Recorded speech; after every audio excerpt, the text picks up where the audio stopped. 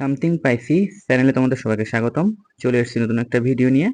আর আজকের ভিডিওতে আমরা নবম শ্রেণীর গণিত বইয়ের ষষ্ঠ অধ্যায় অর্থাৎ পরিমাপে ত্রিকোণমিতি অধ্যায়টির অষ্টম পর্ব নিয়ে আলোচনা করব। তো চলো শুরু করা যাক।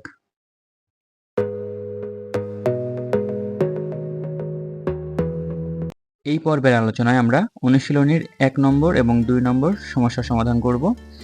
তো এখানে 1 নম্বর সমস্যায় বলা হয়েছে যে cos θ ইকুয়াল 3/4 হলে cos θ ইকুয়াল 3/4 হলে থিটা কোণের অন্যান্য ত্রিকোণমিতিক অনুপাতগুলো আমাকে নির্ণয় করতে বলা হয়েছে। তো এই সমস্যার সমাধানের শুরুতেই আমাদের একটি সমকোণী ত্রিভুজ অঙ্কন করে নিতে হবে। তো তার জন্য আমরা এখানে একটা সমকোণী ত্রিভুজ অঙ্কন করে নিয়েছি এবং এখানে বলা হয়েছে যে cos θ ইকুয়াল 3/4, তাহলে এই সমকোণী ত্রিভুজের আমাদের অবশ্যই লম্ব, ভূমি এবং অতিভুজ তিনটা অংশ আছে। তো আমরা এখন ত্রিভুজের তিনটা রেখার সংযোগস্থলের নামকরণ করব।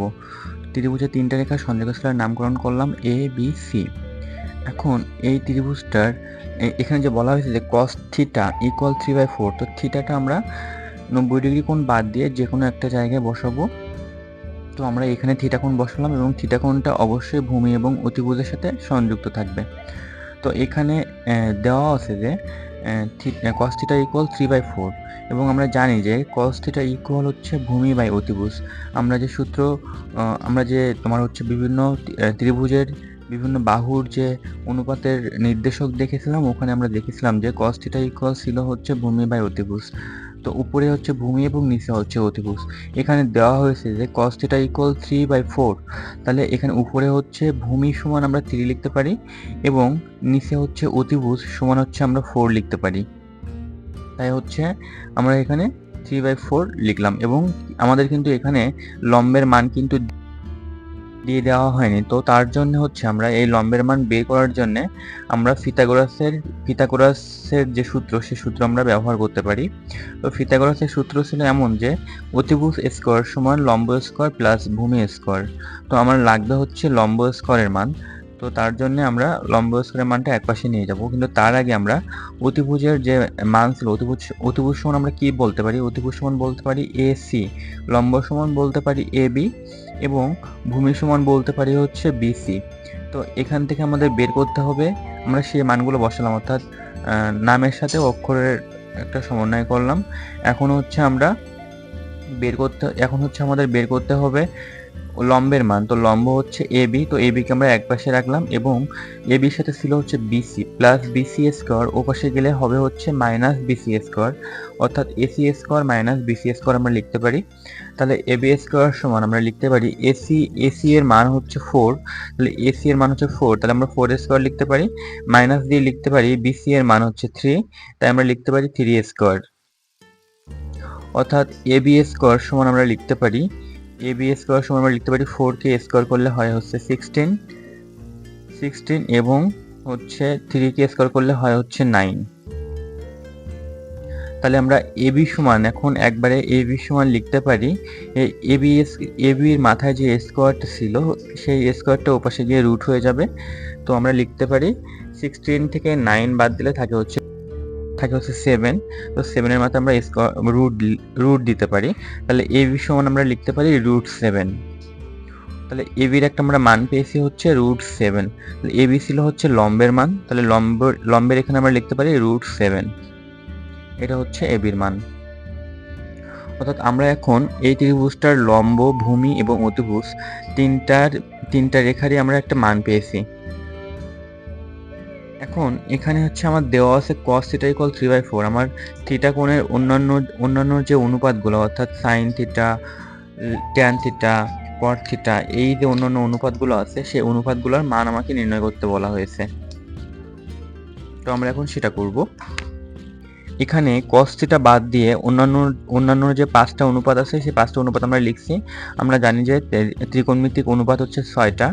তো এখানে cos θ যেহেতু দেওয়া আছে, তো আমরা এখানে অন্য আর 5টা যে অনুপাত আছে সেই অনুপাত 5টা লিখব। তো সেখানে আছে sin θ, cot θ, sec θ, tan θ এবং হচ্ছে cosec θ। তো আমরা জানি যে sin θ ইকুয়াল হচ্ছে লম্ব বাই অতিভুজ, অর্থাৎ লম্ব বাই অতিভুজের যে অনুপাত নির্দেশক সেটা হচ্ছে sin θ। তো সেটা আমরা লিখলাম। এখানে লম্ব হচ্ছে √7 এবং অতিভুজ হচ্ছে 4, তাই আমরা লিখতে পারি যে সাইন থিটা ইকুয়াল হচ্ছে √7/4। এখানে কট থিটা লিখতে পারবো না, আমরা জায়গা নাই, তার জন্য আমরা কট থিটাকে বাদ দিয়ে সেক থিটা লিখলাম। তো আমরা জানি যে সেক থিটা হচ্ছে কস থিটার উল্টা, অর্থাৎ কস থিটা হচ্ছে ভূমি বাই অতিভুজ এবং সেক থিটা হচ্ছে তার উল্টা অর্থাৎ অতিভুজ বাই ভূমি। তাই আমরা লিখতে পারি অতিভুজ বাই ভূমি, অর্থাৎ অতিভুজ হচ্ছে 4 এবং ভূমি হচ্ছে 3, তাহলে 4/3। একইভাবে আমরা ট্যান থিটা লিখতে পারবো না, জায়গা নাই, তার জন্য হচ্ছে আমরা কোসেক থিটা লিখবো। তো কোসেক থিটা ইকুয়াল হচ্ছে সাইন থিটার উল্টা, অর্থাৎ সেক থিটা হচ্ছে কস থিটার উল্টা এবং কোসেক থিটা হচ্ছে সাইন থিটার উল্টা। তাহলে আমরা কোসেক থিটা ইকুয়াল লিখতে পারি সাইন থিটা ইকুয়াল যদি হয় লম্ব বাই অতিভুজ, তাহলে কোসেক থিটা ইকুয়াল হবে হচ্ছে অতিভুজ বাই লম্ব। তাহলে অতিভুজের মান হচ্ছে 4 এবং লম্বের মান হচ্ছে √7, সেটা আমরা লিখলাম। এরপর আমরা লিখছি হচ্ছে কট থিটা। তো কট থিটা ইকুয়াল ভূমি বাই লম্ব, আমরা মানটা বসালাম, ভূমির মান 3 এবং লম্বের মান হচ্ছে √7। এখানে যে ট্যান থিটার মানটা, এই ট্যান থিটার মানটা আমি করব না, এটা তোমরা নিজেরাই করবে, করে আমাকে কমেন্ট বক্সে উত্তরটা জানিয়ে দিবে। খুবই সহজ। এখন চলে আসি আমরা 2 নম্বর সমাধানে। তো 2 নং যে সমাধান, সেখানে বলা হয়েছে যে 12 cot থিটা ইকুয়াল 7 হলে, অর্থাৎ 12 cot থিটা ইকুয়াল 7 হলে আমাকে কোস থিটা এবং হচ্ছে কোসেক থিটা এই দুইটার মান আমাকে নির্ণয় করতে বলা হয়েছে। তো কি দেওয়া আছে? দেওয়া আছে আমার 12 cot theta equal √12 cot theta equal 7 দেওয়া আছে। তাহলে এই 12টা যে কটের সাথে গুণ আকারে আছে, এটা ওপাশে গেলে কি হবে? ভাগ হয়ে যাবে। তাহলে আমরা লিখতে পারি যে cot থিটা ইকুয়াল 7/12। এবং আমরা আরও একটা তথ্য জানি যে cot থিটা ইকুয়াল হচ্ছে ভূমি বাই লম্ব। তো সেক্ষেত্রে আমরা এখন সমকোণী ত্রিভুজ অঙ্কন করতে হবে। তো সমকোণী ত্রিভুজের 3টা বাহু, ভূমি, লম্ব এবং অতিভুজ।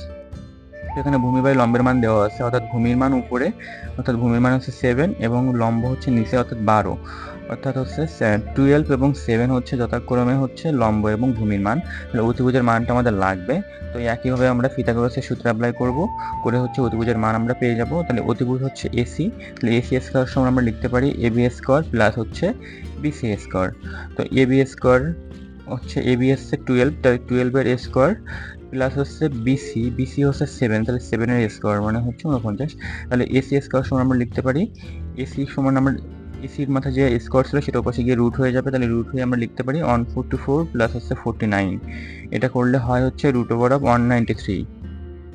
তার √193 কে রুট করলে এসি এর মান আসবে হচ্ছে 13.89, অর্থাৎ 13.89, 13.89 হচ্ছে আমার অতিভুজ বা এসি এর মান। অর্থাৎ আমরা এখন এই ত্রিভুজটার অতিভুজ, লম্ব এবং ভূমি সবারই মান আমরা পেয়েছি।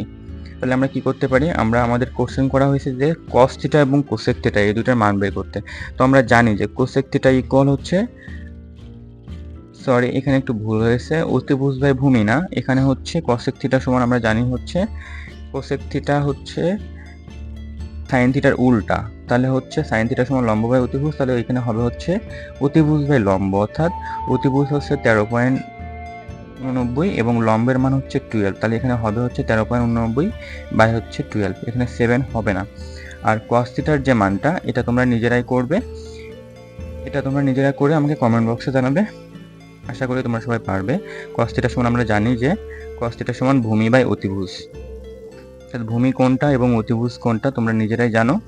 তো সেই মানটা, অর্থাৎ ভূমির মান হচ্ছে 7 এবং অতিভুজ কোনটা সেটা তোমরা 7 বাই কত হবে সেটা আমাকে তোমরা নিজেরাই করে কমেন্ট বক্সে উত্তরটা জানাই দেবে। তো এখানে আমরা যদি একটু রিভিউ করি তাহলে আমরা কি করছি? cos থিটা সমান 3/4 দেওয়া আছে, সেই হিসেবে আমরা একটা ত্রিভুজ আঁকছি, ত্রিভুজ একটু অতিভুজের মান আমরা বের করে নিয়েছি, সরি লম্বের মান আমরা বের করে নিয়েছি। এবং যখন আমরা ত্রিভুজের 3টা বাহুর মান পেয়ে গেছি তখন হচ্ছে বিভিন্ন অনুপাত বের করা খুবই সহজ। একইভাবে 2 নম্বর সমাধানের ক্ষেত্রে এখানে হচ্ছে cot theta 12 cot theta equal 7 দেওয়া আছে। তো cot থিটা ইকুয়াল আমরা লিখতে পারি 7/12, সেই হিসেবে আমরা cot থিটার সমান জানি হচ্ছে ভূমি বাই লম্ব। তো ভূমি এবং লম্বের মান আমরা জানি এবং অতিভুজের মানটা আমরা বের করছি পিথাগোরাসের সূত্র দিয়ে। এবং অতিভুজের মান বের করার পরে আমরা যখন 3টা বাহুর মান পেয়ে গেছি তখন আমরা কোসেক থিটার মান বের করেছি এবং কস থিটার মানটা তোমরা বের করে আমাকে কমেন্ট করে জানাবে। সামথিং পাইসি চ্যানেলের সাথে থাকার জন্য ধন্যবাদ সবাইকে।